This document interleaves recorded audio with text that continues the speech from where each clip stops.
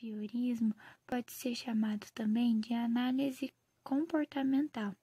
Esse aplicado no estudo comportamental dos autistas, como chamado de método ABA, que tenta identificar, padrões nos comportamentos dos autistas, tentando definir, o porquê, o como, o que acontece, deles agirem assim, tentando explicar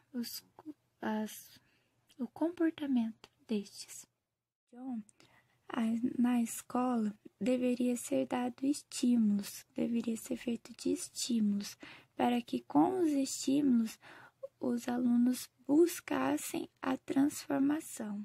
Comportamento na escola.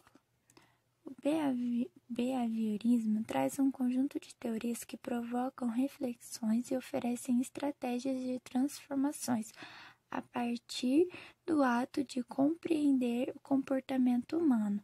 Então, é necessário fazer a análise comportamental dos alunos para compreender o comportamento humano, para poder desenvolver uma educação de forma que haja transformação.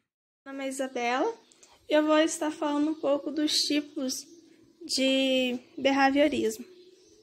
Mas antes, a gente tem que entender que todos esses tipos eles são voltados para ciência. Então, as observações, as experimentações, elas todas têm cunho científico. O primeiro tipo que a gente vai ter é o behaviorismo clássico. Nesse caso, a gente deixa de lado as preocupações mentais. Então, as emoções, a subjetividade, os sentimentos ficam em segundo plano e em primeiro fica o comportamento. Então, a gente vai analisar aqui a conduta e a disciplina, mas até estímulos externos. Por exemplo, reflexos musculares, a perna que antes estava em repouso e acaba levantando, são pontos que vão ser analisados nesse tipo de behaviorismo. E ele também é chamado de watsoniano, porque realmente vem de Watson, que é um homem que contribuiu para esse pensamento. A gente vai ter o behaviorismo metodológico, que vem da corrente da lei de Pavlov, e aqui é apresentado estímulos previsíveis. A gente pode ter como exemplo tanto o animal quanto o ser humano. Para entender melhor, a gente pode utilizar o cachorro como exemplo. Se você apresenta um pedaço de carne para o animal, ele vai começar a salivar. Isso acontece com os seres humanos também a partir da presença do limão.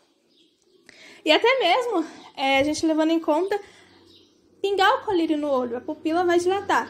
Então, são estímulos que a gente sabe que vão acontecer, porque são naturais e instintivos. E por último, apresentado, tem o behaviorismo filosófico. Aqui existe uma relação entre a reflexão, o pensamento, e também a ação. Se antes, por exemplo, lá no behaviorismo clássico, a gente deixava de lado, aqui a gente vai entender que as emoções elas são importantes para compreender as nossas ações, aos nossos estímulos que a gente acaba desencadeando aqui fora. Nisso, a gente vai ter o behaviorismo radical de Skinner, onde ele fala que as nossas emoções dão origem à nossa conduta, e o condicionamento operante, que é o aprendizado por meio de punição e de premiação. Se o indivíduo faz algo bom, ele é premiado.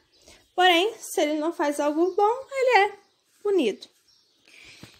Então, a nossa personalidade acaba sendo ligada realmente a fatores externos, mas que elas estão em grande relação com as nossas emoções, com aquilo que a gente vive do nosso interior.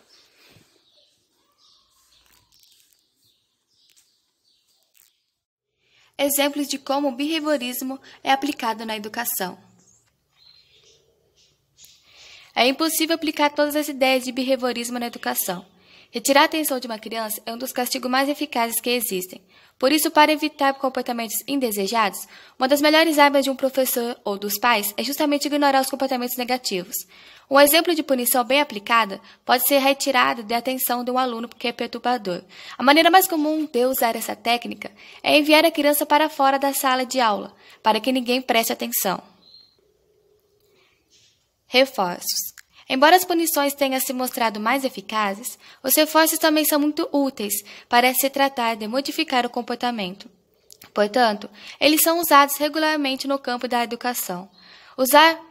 O uso de reforços nesse campo pode variar de algo tão simples quanto elogiar o bom comportamento das crianças, usar ferramentas como notas positivas ou dar pequenos prêmios àqueles que conduzem determinados comportamentos.